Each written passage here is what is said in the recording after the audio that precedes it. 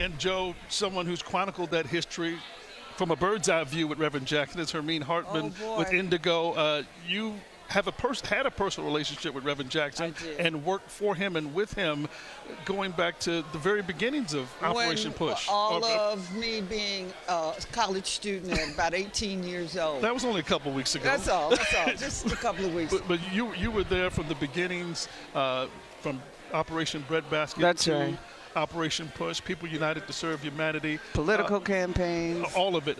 You worked with him on his presidential campaign, right? That's right.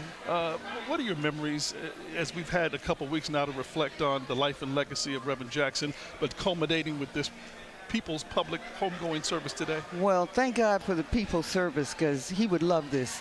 I could just hear him saying, look at the people, look at the people. He'd be in his element, right? Oh, my God. He would be, he's in heaven, and he would be in heaven, right?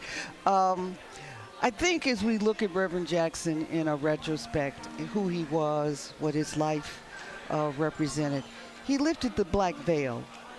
He really lifted the caste system that we live under. He was fearless.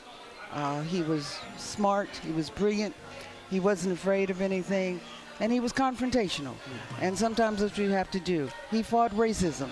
And he fought it for freedom in just about every sector for America. There's entertainment, there's news media, there's sports. I wouldn't be standing here, I don't think, if not for Reverend Jackson. That's right. And so we have to put him in his true portrait of what he did for America. And I see it as lifting the caste system and lifting the black veil so people like you and I could prosper into our opportunities that didn't exist. Right. So it's prospering in the opportunity and taking those opportunities and knocking that door down for those opportunities. For someone who gave a voice to the voiceless, it was kind of a cruel irony that towards the end, the Parkinson's and palsy would rob him of his voice. Yes. But didn't rob him of his brain. That's correct. That was my point. Didn't rob him of his brain, and he didn't have pain. He was still Jesse was one of the most, I think, adept political analysts that this country has seen, and he could still, communicate what he would give thought. You a look. He would give you a look, and he would get. So let me tell you, I told him, I was the one to tell him that Jesse Jr. was going to run for Congress, and I was saying to him, "Do you hear me? Do you understand what I'm saying?" And he nodded, and I said, "Junior's going to run for Congress again." And he said, "Are you with him?" And I said, "Yes." And he says, "When?" Win. Repeat after me. Win. And he said, "You got to win in everything, Herman. You got to win." He called me Herman. He didn't call me Herman. He called me Herman. Herman, we got to win. So that's my good memory.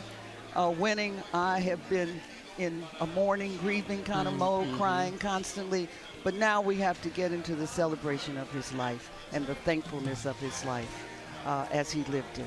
We all remember Run, Jesse, Run, and you ran with Jesse for a long time. Ran with Jesse for a long time. Still going to keep running with Jesse. The race is not over. The race ain't over, But this is a celebration today as we look at that poignant pose of Reverend wonderful? Jackson there that just captures. He would love that. He would love all of this, to your point. So listen, when we came, of course, traffic out there is just a nightmare. Yeah. I did a U-turn and went into a parking lot and then got on the bus, and then the bus couldn't get into the parking lot. So I got on the bus and I said, "Hey, y'all, we're going for the last march. We're going to march the last march for Reverend. Let's march to the church." And then it's something, he inspired us with his mantra, "I am somebody," to keeping hope alive. That's right. And then we have former President Bill Clinton from Hope, Arkansas. It's all come back. How about that? And wait a minute, how about, if you don't fight, you don't win. Keep that fight up. Don't forget that slogan, right? Never forget it. Don't forget it. Ms. Hartman, thanks so much for being with us. Hey, thank you. And my condolences to you personally, because I know how much Reverend meant to you and to all of us here. Right. And we're going to celebrate his life and legacy. And thank you for being here. I appreciate that. Thank you.